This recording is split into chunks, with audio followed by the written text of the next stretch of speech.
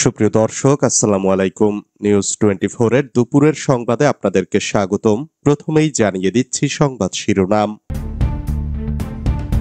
হাসপাতালে লাইফ সাপোর্টে তোফায়েল আহমেদ। ক্রীড়া উপদেষ্টা আসিফকে জবাব দিলেন ক্রিকেটার সাকিব আল হাসান। হান্নান মাসুদের মুচলেকায় ছাড়া পাওয়া সমন্বয়ক ফের চাঁদাবাজির অভিযোগে আটক। কারাবন্দী সাবেক শিল্পমন্ত্রী নুরুল মজিদ মারা গেছেন। আওয়ামী লীগের সাবেক এমপি সহ ১৩ নেতাকর্মী গ্রেফতার। আসিফ মাহমুদের মধ্যে হাসিনার চেহারা দেখছি, যা বললেন ডাক্তার জাহেদ। শুনছিলেন সংবাদ শিরোনাম। পুরো খবর পেতে ভিডিওটি শেষ পর্যন্ত দেখুন। সর্বশেষ সংবাদ পেতে চ্যানেলটি সাবস্ক্রাইব করুন। এবার বিস্তারিত।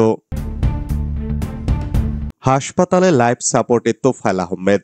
কার্যক্রম নিষিদ্ধ আওয়ামী লীগের উপদেষ্টা পরিষদের সদস্য ও সাবেক বাণিজ্য মন্ত্রী তোফায়েল আহমেদ রাজধানীর স্কয়ার হাসপাতালে লাইফ সাপোর্টে রয়েছেন। রবিবার তোফায়েল আহমেদের পরিবারের এক সদস্য গণমাধ্যমকে এ তথ্য নিশ্চিত করেন। তিনি বলেন, ওনার অবস্থা ভালো না, হাসপাতালে ভর্তি, সবাই দোয়া করেন। এদিকে স্কয়ার হাসপাতালের প্রধান নির্বাহী কর্মকর্তা ইউসুফ সিদ্দিক জানিয়েছেন, ৪ দিন ধরে তোফায়েল আহমেদ স্কয়ার হাসপাতালে ভর্তি আছেন।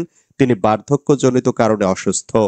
গত কয়েক বছর ধরে হুইল চেয়ারে চলাফেরা করেন তোফায়েল আহমেদ। স্ট্রোকের কারণে তার শরীরের একাংশ প্যারালাইজড হয়ে গেছে বলে জানা গেছে। নিয়মিত চিকিৎসকের তত্ত্বাবধানে ছিলেন তিনি।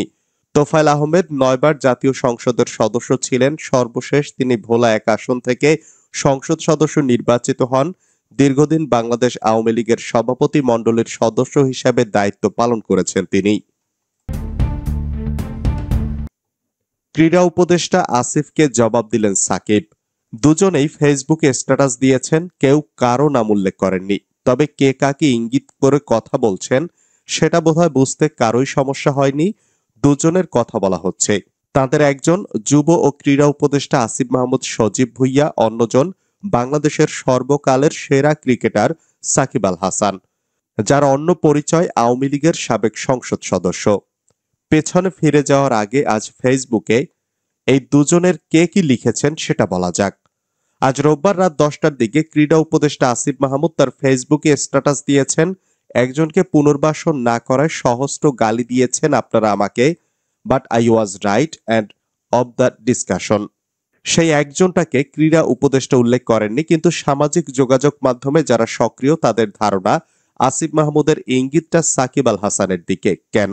কারণ আজ রাত 9টার দিকে সাকিব ফেসবুকে একটি ছবি পোস্ট করেছেন, যেখানে তাকে গত বছর গণ অভ্যুত্থানের পর পলাতক সাবেক প্রধানমন্ত্রী শেখ হাসিনার সঙ্গে দেখা যাচ্ছে। ছবির ক্যাপশনে সাকিব লিখেছেন, শুভ জন্মদিন আপা। এবার একটু পেছনের ঘটনায় যাওয়া যাক। গত বছর 5ই আগস্ট ছাত্র জনতার অভ্যুত্থানে শেখ হাসিনা সরকারের পতনের সময়টায় সাকিব ছিলেন কানাডায়। এরপর আর দেশে ফিরতে পারেননি। নৌকা প্রতীকে দ্বাদশ সংসদ নির্বাচনে সংসদ সদস্য হওয়া সাকিব।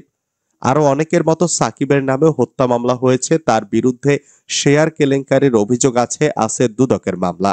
গণ অভ্যুত্থানের পরপর পাকিস্তান ও ভারতে অনুষ্ঠিত টেস্ট সিরিজে খেললেও দেশে ফিরতে না পারায় সাকিব এখন জাতীয় দলের বাইরে। গত বছরের অক্টোবরে দেশে এসে দক্ষিণ আফ্রিকার বিপক্ষে ক্যারিয়ারের শেষ টেস্ট খেলতে চাইলে এ নিয়ে ঘটে যায় তুলকালাম কাণ্ড। দলের সঙ্গে যোগ দেওয়ার জন্য দুবাই হয়ে দেশের পথে থাকা সাকিব ঢাকায় সরকারের কাছ থেকে সবুজ সংকেত না পেয়ে মাঝপথ থেকে যুক্তরাষ্ট্রে ফিরে যান। ধারণা করা হয়েছিল সেই সময় সাকিব যাতে দেশে ফিরতে না পারেন তার পেছনে বড় ভূমিকা ছিল ক্রীড়া উপদেষ্টার। সেই ধারণা অমূলক ছিল না, সেটা কিছুটা স্পষ্ট হলো আসিফ মাহমুদের ফেসবুক স্ট্যাটাসে। সামাজিক যোগাযোগ মাধ্যম ব্যবহারকারী অনেকেরই ধারণা একজনকে পুনর্বাসন না করা বলতে আসিফ মাহমুদ সাকিবকেই বুঝিয়েছেন। সেটা যে সাকিবও বুঝেছেন তা স্পষ্ট হয়েছে পরে তার একটি স্ট্যাটাসে। বাংলাদেশ সময় রাত 11টা 20 মিনিটের দিকে সাকিব নিজের ফেসবুকে লিখেছেন, যাক শেষমেশ কেউ একজন স্বীকার করে নিলেন যে তার জন্য আমার আর বাংলাদেশের জার্সি গায়ে দেওয়া হলো না, বাংলাদেশের জন্য খেলতে পারলাম না। স্ট্যাটাসটা সাকিব শেষ করেছেন এই কথা লিখে, ফিরবো হয়তো কোনোদিন আপন মাতৃভূমিতে, ভালোবাসি বাংলাদেশ।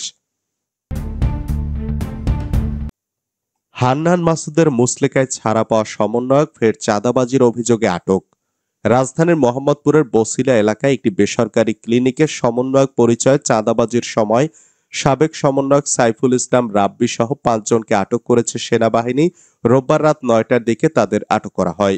জানা গেছে, বছিলার ওই হাসপাতালে একটি শিশু মারা যাওয়ার ঘটনাকে কেন্দ্র করে চাঁদা দাবি করে একটি চক্র। রোববার সন্ধ্যায় তারা হাসপাতালের মালিকের কাছে চাঁদা চাইতে গেলে মালিক সেনাবাহিনীকে খবর দেয়। পরে সেনাবাহিনী ঘটনাস্থলে গিয়ে জিজ্ঞাসাবাদ শেষে 5 জনকে আটক করে থানায় হস্তান্তর করে। আটক ব্যক্তিরা হলেন সাইফুল ইসলাম রাব্বি, হাসিবুর রহমান ফরহাদ, আব্দুর রহমান মানিক, আবু সুফিয়ান ও মোহাম্মদ শাহিন। উল্লেখ্য, গত 19 মে রাতে বৈষম্য বিরোধী ছাত্র আন্দোলনের নেতাকর্মীরা হাক্কানি পাবলিশার্সের চেয়ারম্যান গোলাম মোস্তফার বাসা ঘেরাও করলে পুলিশ রাব্বি সহ কয়েকজনকে আটক করেছিল। পরদিন এনসিপি নেতা হান্নান মাসুদ মুসলেকা দিয়ে তাদের ছাড়িয়ে আনেন।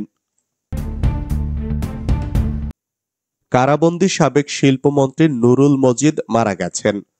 কারাবন্দী সাবেক শিল্পমন্ত্রী নুরুল মজিদ মাহমুদ হুমায়ুন হাসপাতালে চিকিৎসাধীন অবস্থায় মারা গেছেন। নুরুল মজিদ ঢাকা মেডিকেল কলেজ হাসপাতালে চিকিৎসাধীন ছিলেন। আজ সোমবার সকাল 8টা 10 মিনিটে তাকে মৃত ঘোষণা করেন চিকিৎসক। ঢামেক পুলিশ ফাঁড়ির পরিদর্শক মোহাম্মদ ফারুক এই তথ্যের সত্যতা নিশ্চিত করেছেন। কেরানীগঞ্জে অবস্থিত ঢাকা কেন্দ্রীয় কারাগারে বন্দী ছিলেন নুরুল মজিদ। হাসপাতাল সূত্র জানায়, অসুস্থ অবস্থায় 27 সেপ্টেম্বর তাকে ঢামেক হাসপাতালের মেডিসিন বিভাগে ভর্তি করা হয়। কারা কর্তৃপক্ষ জানায়, অবস্থার অবনতি হলে নুরুল মজিদকে গতকাল রোববার বিকেলে হাসপাতালের আইসিইউতে স্থানান্তর করা হয়। আজ সকালে তিনি মারা যান। ঢামেক পুলিশ ফাঁড়ির পরিদর্শক মোহাম্মদ ফারুক বলেন, ময়না তদন্তের জন্য নুরুল মজিদের মরদেহ হাসপাতালের মর্গে রাখা হয়েছে। গত বছরের সেপ্টেম্বরে রাজধানীর গুলশান থেকে নুরুল মজিদকে গ্রেপ্তার করেছিল র্যাব। তিনি ক্ষমতাচ্যুত আওয়ামী লীগ সরকারের শিল্পমন্ত্রী ছিলেন। আওয়ামী লীগের সাবেক এমপি সহ 13 নেতাকর্মী গ্রেফতার। সন্ত্রাস দমন আইনে কার্যক্রম নিষিদ্ধ আওয়ামী লীগের 2 সাবেক এমপি সহ 13 নেতাকর্মীকে গ্রেপ্তার করেছে ঢাকা মহানগর গোয়েন্দা পুলিশ। রোববার রাতে ঢাকা সহ বিভিন্ন এলাকা থেকে তাদের গ্রেফতার করা হয়। গ্রেফতারকৃত সাবেক এমপিরা হলেন ব্রাহ্মণবাড়িয়া 5 আসনের ফয়জুর রহমান বাদল, সংরক্ষিত আসনের তামান্না নুসরাত বুবলি। আসিফ মাহমুদের মধ্যে হাসিনার চেহারা দেখছি, মন্তব্য ডাক্তার জাহিদের। রাজনৈতিক বিশ্লেষক ডাক্তার জাহিদুর রহমান বলেছেন, এলজিআরডি উপদেষ্টা আসিফ মাহমুদের মধ্যে আমি হাসিনার চেহারা দেখছি। সম্প্রতি একটি টক শোতে অংশ নিয়ে কথা বলেন তিনি। ডাক্তার জাহিদুর রহমান বলেন, যারা ক্ষমতায় আছেন সম্ভবত তাদের একটা অংশ নির্বাচন চান না। ডক্টর ইউনূসের বাইরেও ক্ষমতায় আছেন এমন লোক আছে, দলও আছে। তিনি বলেন, এলজিআরডি উপদেষ্টা আসিফ মাহমুদ তার জেলা কুমিল্লার জন্য অনেক বেশি বরাদ্দ রেখেছেন। তার নিজ উপজেলা মুরাদনগরে তিনি 450 কোটি টাকা বরাদ্দ দিয়েছেন, অথচ পুরো পিরোজপুর জেলার জন্য 13 কোটি, খাগড়াছড়ি জেলার জন্য 14 কোটি, ঝালকাঠিতে 15 কোটি, রাঙামাটিতে 16 কোটি টাকা বরাদ্দ দিয়েছেন। তিনি আরো বলেন, শুধু তাই নয়, তিনি হাসনাত আবদুল্লাহর উপজেলায় 350 কোটি টাকা বরাদ্দ দিয়েছেন। আমি চ্যালেঞ্জ করে বলছি, এনসিপির নেতারা যেখানে যেখানে নির্বাচন করতে চান সেখানে সেখানে বরাদ্দ বেশি দেওয়া হয়েছে। ডাক্তার জাহেদ বলেন, শেখ হাসিনা যখন ক্ষমতায় ছিলেন তখন এডিবি বরাদ্দে 1 নম্বরে ছিল ঢাকা, 2 নম্বরে ছিল চট্টগ্রাম আর 3 নম্বরে ছিল গোপালগঞ্জ। এটিপিতে রংপুর বিভাগের 8 জেলার চেয়ে গোপালগঞ্জের বরাদ্দ বেশি ছিল। এ কারণেই আমি আসিফ মাহমুদের মধ্যে শেখ হাসিনাকে দেখছি। ক্ষমতায় থেকে তারা এসব করছেন, সুতরাং তারা চাইবেন ক্ষমতা যত দীর্ঘ হবে ততই ভালো। কাজেই নির্বাচনকে পিছিয়ে দেওয়ার চেষ্টা থাকবে তাদের।